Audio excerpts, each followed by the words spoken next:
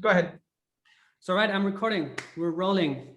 I'm very excited to be joined today by Chris Schwarzenbach, who is a very successful serial entrepreneur in Latin America. And it's actually the second time I'm wearing a shirt here on my YouTube channel. But I recall when I met Chris back in 2019 in Argentina and in Chile, you were always very nicely dressed. So I thought, man, today is a good occasion. You know, I gotta pull up my shirt here. Otherwise I look completely underdressed here and like a crypto nerd. And yeah, just a little bit of context. Chris has been one of the key people actually when I was living in Latin America to connect me with people there. You also came to my conference there. You were a speaker, and also just helped me to get connected and known also in the space there. So I'm very grateful and thankful for that. But first things first, man, how is everything going in Buenos Aires? How are you? How is everything? Fantastic. Buenos Aires and Argentina in general is a great country to create business and to do startups and to pilot them, to try to use it as a test bed, the same as Chile is. So those are great countries, but especially Argentina, because you have more population and you have more diversity of markets within the same country to operate. So that's why we believe that Argentina is a great place to do a startup if you're doing crypto as well, since adoption is growing. So it's a very nice country to start with. Yeah. Nice. Yeah, and for this conversation, I think the whole purpose is that you share some insights and give an introduction also of the entrepreneurship landscape in Latin America, but also the crypto space there, right? Which is growing a lot. And in our pre-conversation, you already said that since I've been there, basically over the past two and a half years, it has been growing a lot, right? So I think there's a lot to learn today. But before we get into all these juicy things, give a little bit of context about yourself. You have a British accent somehow. How did that come from? And also talk about your whole entrepreneurship journey and how you ended up in Buenos Aires eventually. Well, quite briefly, I was in banking, in trading. Then I had to go to London. That's where the accent comes from. My partner, he's British, Nick, which you've met. We decided to go into the crypto finance aspect of the industry. We started with an exchange, which is Ibitt. Then it evolved into iBank, and now it's evolving into IBBA, which is quite simply, it's a neobank with a multitude of services for the unbanked and for the banked people, cross-border payments, payout options, payment gateways, and so on and so forth. So it's trying to accumulate in LatAm a system that it's already well established in Europe, but it's non-existent in LatAm. So we're trying to establish that in each country to provide a service to all people in all countries in LatAm. So that's pretty much the idea, and serve companies from abroad as well. And yes, in the LatAm market, it's been ever growing. As you said, Argentina is becoming a very nice place to operate crypto and cryptocurrencies and crypto exchanges and crypto related businesses. It is very welcoming for that. It has an unstable financial situation like you would not imagine, but this also creates opportunities. And that's why it's a very interesting country to operate it with.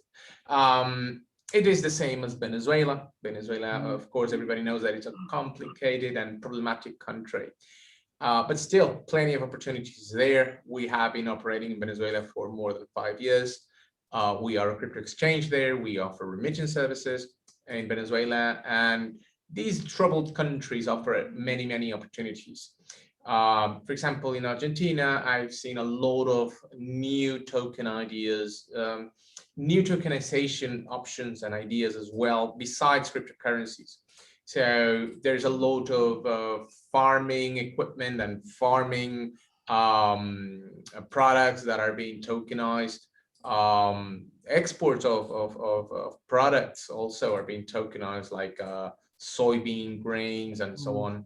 So all of this is becoming into this new evolution of the regular aspect of the regular life and exports. So, for example, in they're talking about creating a new exchange for actually asset-backed tokens. So soybeans and corn and wheat can be exchanged. Instead of going to the commodities exchange in Chicago, you can exchange it locally in a crypto exchange that will back it up. So it's quite interesting of how they're going to use this and how it's going to be developed. And not only in Argentina, you're going to see this in Brazil, you're going to see it in Chile. With wine, they're doing something similar in Chile, and they're exporting that idea here in Argentina. So all of these countries that produce something are trying to make it more dynamic through crypto, and that's why it is so exciting. Yeah, that's amazing. I mean, I think, to me, my impression, you know, I've also built up a team now that's operating from Latin America, so we're also still closely working with everything that's happening on ground and with the communities there. And I think Latin America is actually one of the most forgotten and underrated markets in crypto, right? And I can only talk for crypto because that's, you know, the main industry that I'm operating in. I know you're also, you know, you're more on a broader level, I guess, about fintech and all these kinds of, you know, cross-border remittances and all these kinds of things, and banking. But why do you think is that? Because, you know, also, I remember over the past year, and when the whole situation in Argentina heated up and then COVID came, you know, there was stricter regulations in the pipeline. So what are the governments doing? How is the regulation there, and how do you see this moving forward? Well, it is the same in every country. We have a dedicated legal staff that reviews every single aspect of the law in every single country that we operate in, and are constantly looking at new ideas. As part of the fintech community and fintech associations in each country, we contribute to some legislation on it. For example, we're trying to pass a new crypto law in Peru.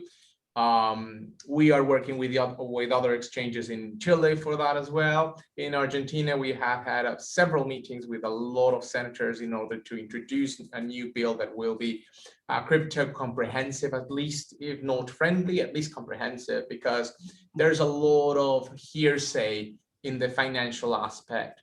But as it happens usually, you cannot stop adoption because it is a necessity. You cannot stop human necessity. So people need a way, they need a way, to interact with each other, to bank with each other, to be able to have a trustless transaction of services or goods. Not necessarily, I'm not talking about currency specifically. So that's what is ever growing, and it's unstoppable. To the point that here in Argentina, the government of Cordoba, which is a province or a state, if you will, they are starting to use crypto to collect taxes. So they're saying that people are using crypto since you can't stop and police every single person.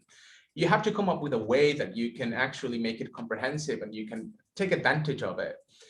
The case I always, whenever I have interviews and I have an example to use, I use Venezuela for an example. Why I use it? It's because you can say everything you want about Venezuela, but they saw the problem at the beginning. So when Chavez was asked about cryptocurrency, he said that it should be absolutely banned because it's not governed by the Central Bank of Venezuela. And they decided to go with the same solution and mind as every other country in LatAm. So it's going to be totally banned. It is for to facilitate all of the terrible things in the world. So they decided to stop it. And they saw that it was impossible. And with the economy tanking and with a massive crisis, they saw that people had to go into cryptocurrencies. Therefore, instead of keeping that block, they decided to adopt it. So the first, it is amazing, but in South America and Central America, and in the whole continent, from Canada all the way down to Argentina, the first country to actually have a comprehensive crypto law and a ministry of cryptocurrencies and fully regulated cryptocurrency exchanges is and was Venezuela. And it just proves one point, which is human necessity will push that boundary. And there's no government that can police every person. So that is what actually happened in Venezuela. And you're seeing this happening in Argentina. Chile is going to be a bit more resistant because it's it's a bit of an island in the financial aspect. Brazil is also going to move forward quite quickly. Colombia already did with the sandbox pilot program with banks. Which Binance it's involved. Okay, a few local crypto exchanges like Buddha and Panda. So it's impressive how it's shifting and happening right now. That is why LatAm is very exciting for us, and we believe that this is the place to be.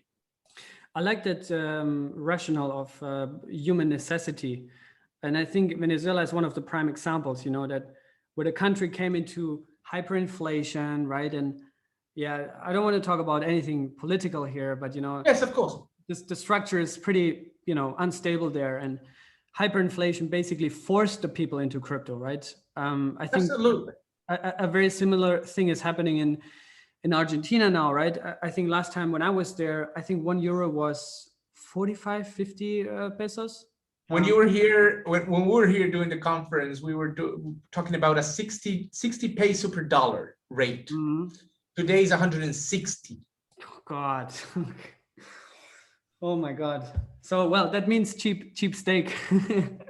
Oh yes, absolutely. You can get the best steak in the world and go to the best restaurant, and it's going to cost you like nothing. But yeah, I mean, the downside of it. But that's the only good thing about it. Exactly. Yeah. Not great for the country. Yeah, exactly. That's what I wanted to say. You know, like, you know, as great as it is for people who are not earning in pesos, who are earning in dollars or euros, right? The people there are suffering, right? Absolutely. They're losing purchasing power almost on a daily basis, right? We had it in Germany around 100 years ago. Well, now I'm in Portugal, but we had it in Germany 100 years ago.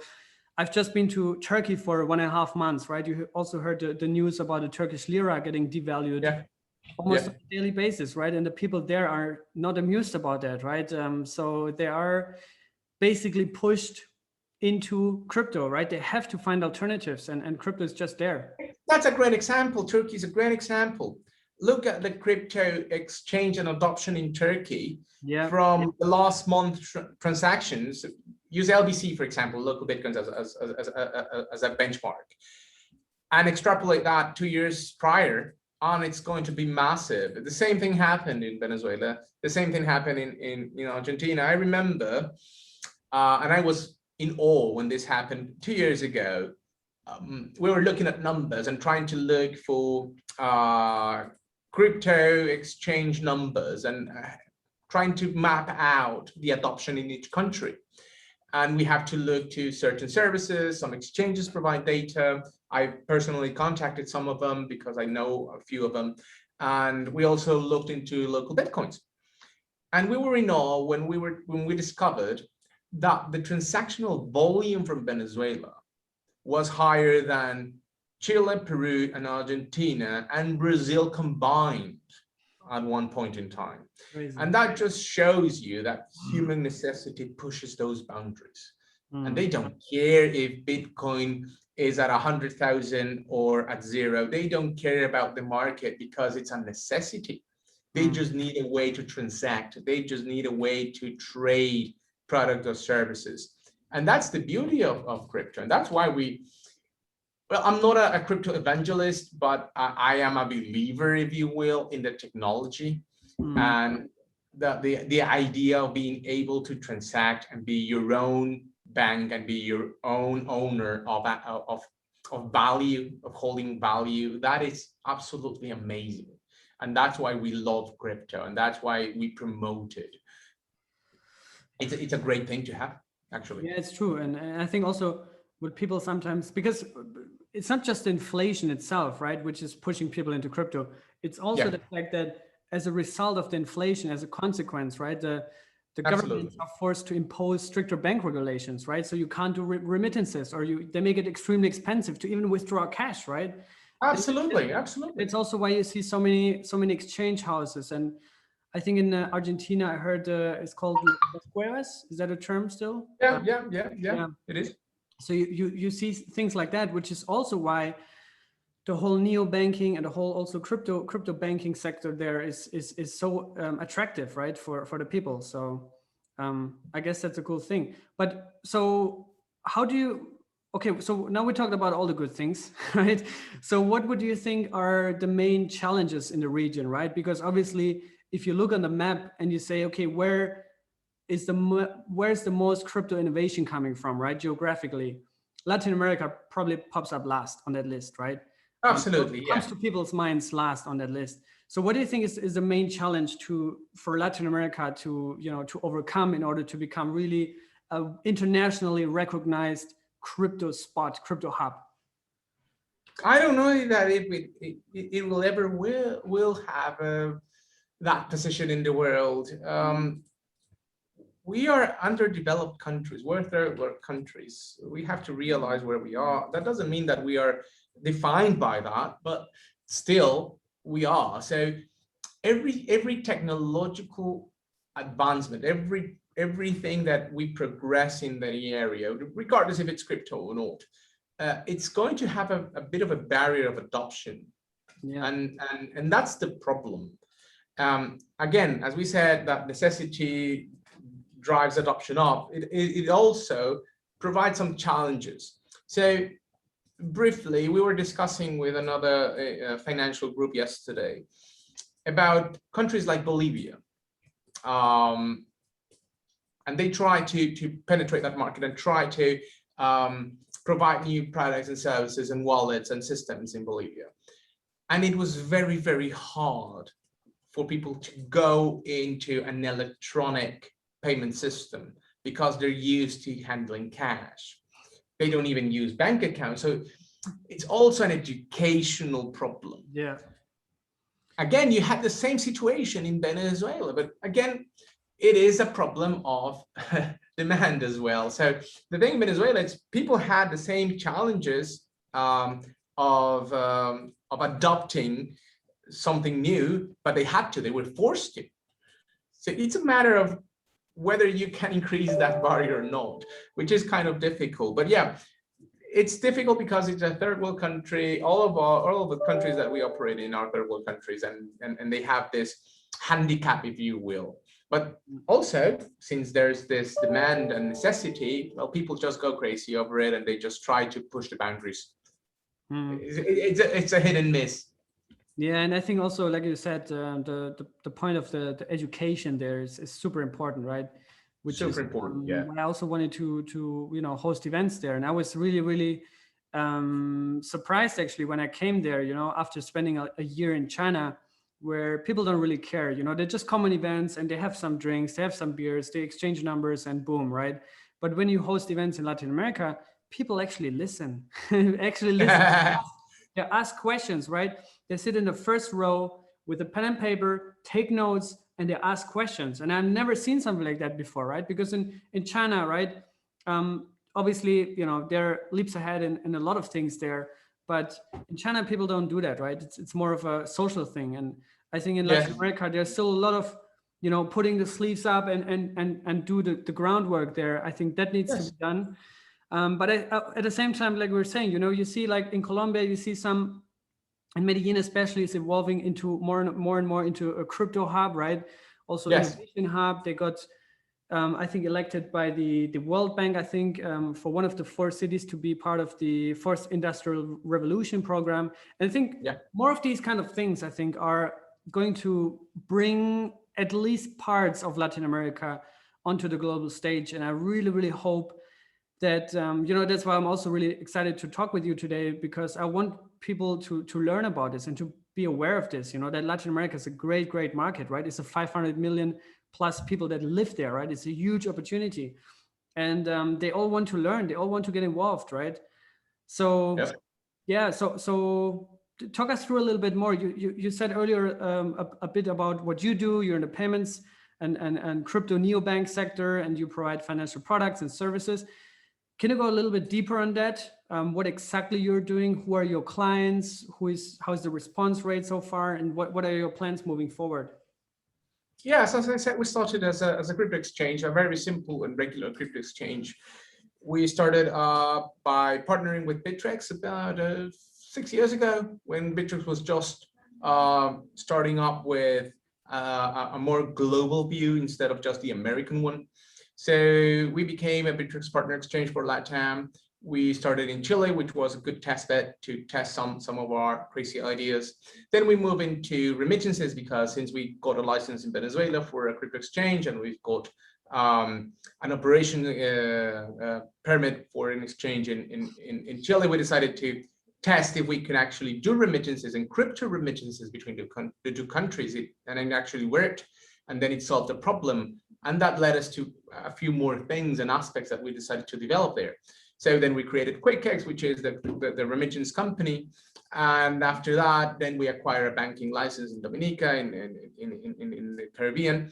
And we started to do banking as well. So we then decided to put two and two together, and we decided to create this platform. And we started with prepaid cards, credit cards. And after a while, we said, okay, so this is nice. Let's try to move up to the US market. We then apply for a license. We partner up with another big company there, and we started to do a mix between crypto and crypto banking in the US for the LatAm market. And that included cross-border payments. And that actually became quite big.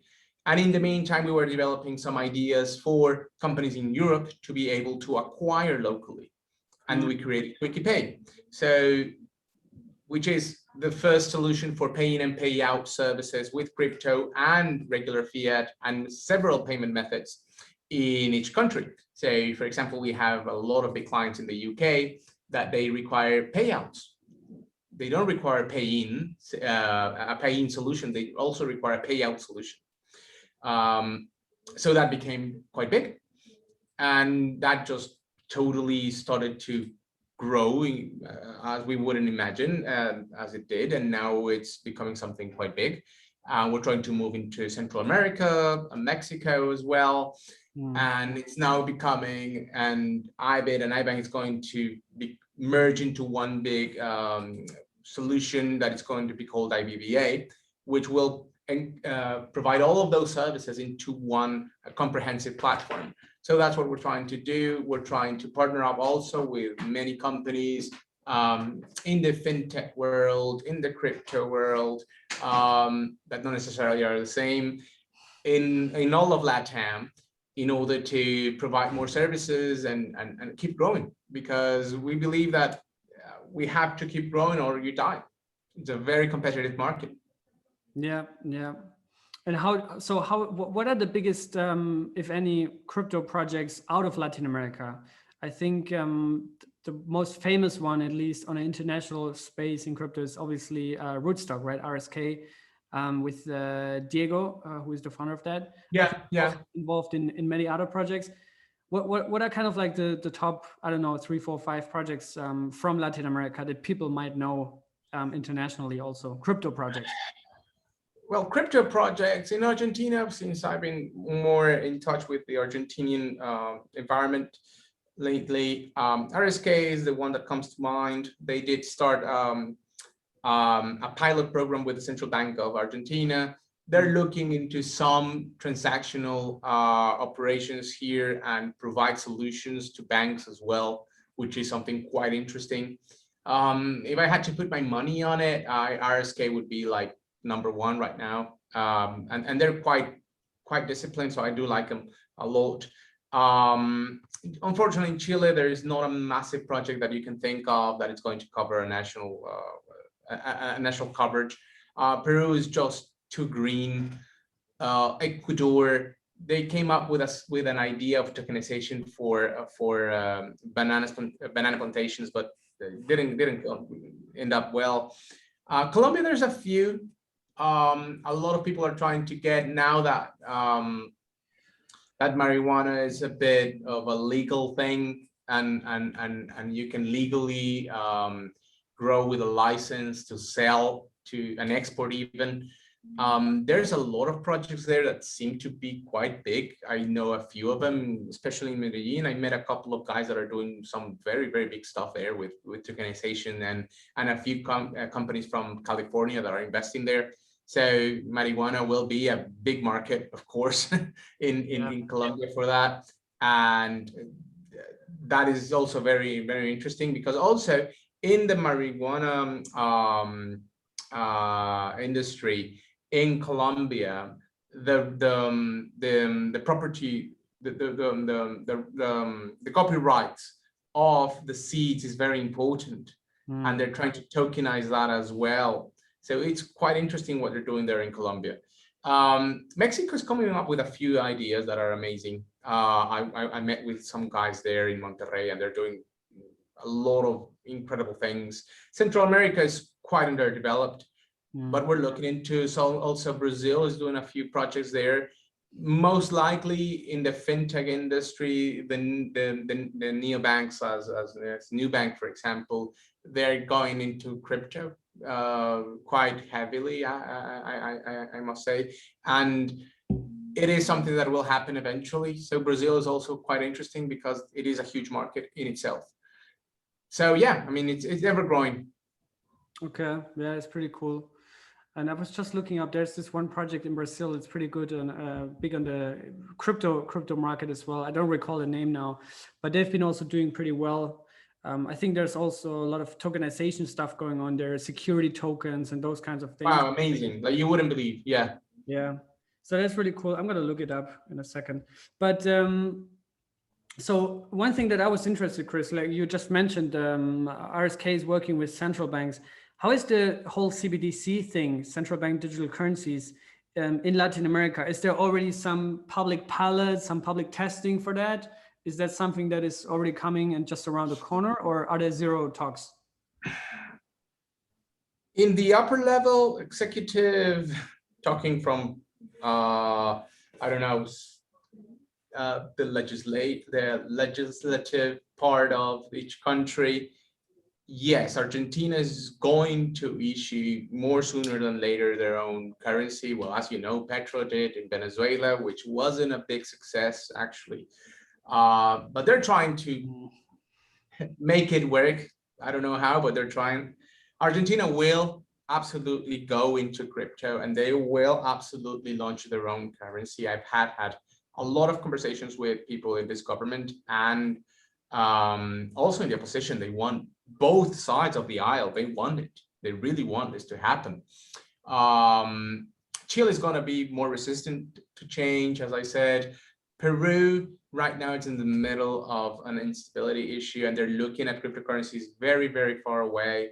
Colombia will eventually launch their own cryptocurrency. That is also a fact. Otherwise, they wouldn't be adopting it through the new fintech law. Mexico is also another country that might.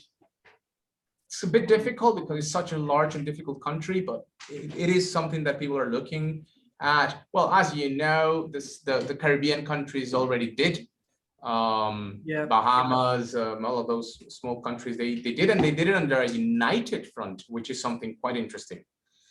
It would be amazing to have a united front that will issue one currency, because the problem is that in LatAm, every country believes that they're their own thing, and actually they're not. The more that you live in more of the LatAm countries, like let's say Ecuador or Peru or Colombia, they're the same. They have pretty similar problems, so they're pretty similar in their issues. So they should have their own currency. I do believe that that's the way to go. They should have a LatAm currency, or at least an Andean currency, or I don't know, South Pacific currency, or something like that. If the Caribbean islands could do it, I don't see why the other countries in LatAm couldn't do the same. And it would be quite nice, actually, to have a proper cryptocurrency that you can trade with. Yeah, that's I think that's the future anyways. You know, a lot of also major central banks are now doing their homework on DLTs and blockchain and all these kinds of emerging technologies. And eventually they're all going to digitize their currencies, which is what China has been doing. Probably after the Bahamas, they already launched their CBDC at full scale, but China is probably the second. And well, it's much more bigger economy, right? It's probably it is the largest economy in the world. Right now, yes. Adjusted GDP, right? Yes. So that's interesting. And don't forget Japan. Japan was the one that actually announced it like 5 years ago. Remember that they decided to launch their own. Yeah, they had delayed, but Japan is going to do it anyways. Yeah, it's crazy. Like a lot of these Asian countries, also Korea, they're pretty much ahead of the game there. We're a little bit slow, but I think we're picking up. We're conservative, but when we do things, we do them right. So that's at least a promise. Let's see what comes out of that. But I also saw recently the ECB, they published a paper and they were literally explaining in the appendix, they were explaining Polkadot and Cosmos as interoperability layers, right? So I think it's kind of like these two worlds coming together. In LatAm, obviously, you have a stronger, probably, or you have more, people who want to build things, right? You have more hunger from the people, they really want to change things. They want to change their own lives, but also offer services that help others because there's a need, right? And if there's a need, there's also money in it, obviously, right? Of course. But in order to wrap this up soon, because the attention span these days in a crypto bull run is pretty low for the people, right? What are some projects? Give us some names, give us some coins that are really hot in Latin America. Every geographics, they have their different favorite coins. What are the projects in LatAm that people are really mostly interested in? Well, Polkadot, I mean, it was something out of the blue. Nobody was talking about it and it just exploded. Yeah. Well, I know it's not a new one, but a lot of people are looking into Ethereum for some reason. Usually everybody talks about Bitcoin, right? So Bitcoin is the benchmark, Bitcoin is king. But a lot of people lately have been asking about purchasing Ethereum. We have had in our own system and our associates, we've seen a lot of growth in Ethereum purchasing for some reason. A lot of people are purchasing Ethereum. As I said, Polkadot, and a few of the new DeFi coins are also quite interesting because of DeFi. DeFi has created a lot of impact. But not specifically LatAm projects that I can think of. Not as big. I mean, there's always somebody with a new idea and launching something new, but mostly is people follow trends, of course. So if they see something interesting, I don't know, like cake, they just go at it. But it's not like, okay, Brazil is going to launch the whatever project and they're going to go crazy for it. It's just too green of a market so far. So people love USDT, of course. They love Tether. Tether is king by far, because the idea of having an electronic dollar is like perfect. You don't have to understand crypto. You don't have to know anything. You just hold Tether and that's it. And it makes lives easier for people, especially in countries that need and are prohibited to use dollars. So Tether is huge here. I mean, people don't care about Bitcoin. People trade in Tether. Everything is in Tether. That's so this is happening also in Chile and in Peru. Tether is like surpassing Bitcoin by far. 2-1 at least in our numbers. That's interesting because I think I'm full-time crypto. I'm balls deep into Uniswap, liquidity providing, and all these kinds of things, yield farming, but also and for us, USDT is mostly a hedge against the volatility of crypto, right? So of course, it's a safe haven. It's a safe haven, yeah. But I think what you just mentioned is a very important aspect because and that is actually probably, if you count in numbers, there's more people that are interested to use stable coins for that use case, is to actually have more financial freedom, right? In the end of the day, Absolutely, absolutely. A hedge against their own currencies, their national currencies. I think we don't have to talk about the Venezuelan bolivar. I don't even know if it even exists anymore. But it's very interesting, you know, how this technology positively impacts a lot of people's lives. That goes way beyond just, you know, price speculation and you know, getting rich with cryptos. That's all cool, right? But there's also a lot of other positive side effects, I guess, that impact people's lives, right? Especially in third world regions, right? Or underdeveloped regions, Africa, Southeast Asia, Latin America, right? Yeah, yeah. Well, we were the first to offer Tether, just to give you a brief of context. We were the first to offer Tether in Chile, Argentina, and Peru.